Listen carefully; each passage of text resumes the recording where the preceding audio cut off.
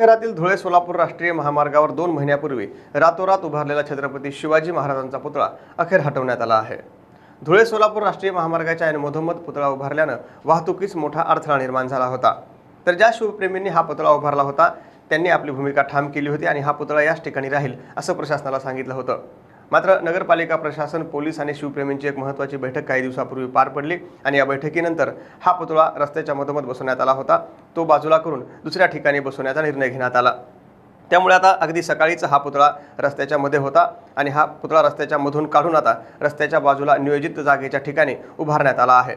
तर काही दिवसांमध्येच या पुतळ्याचं मोठ्या प्रमाणात सुशोभीकरण करण्यात येणार आहे। यासाठी कोट्यावधीचा निधी लागणार असून या निधीची देखील तरतूद सरकारकडे करण्यात आली आहे।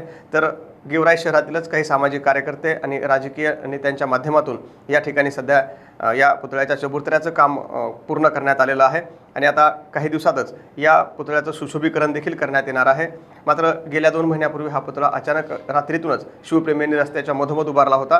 त्यामुळे मोठ्या प्रमाणात वाहतुकीस अडथळा निर्माण झाला होता आणि आता शिवप्रेमी असेल, नगरपालिका प्रशासन असेल किंवा पोलीस प्रशासन असेल यांच्या माध्यमातून एक बैठक पार पडली। या बैठकीमध्ये समन्वयाची भूमिका घेण्यात आली आणि त्यानंतर रस्त्याच्या मध्ये उभारण्यात आलेला हा पुतळा आता रस्त्याच्या कडेला उभारण्यात आला आहे।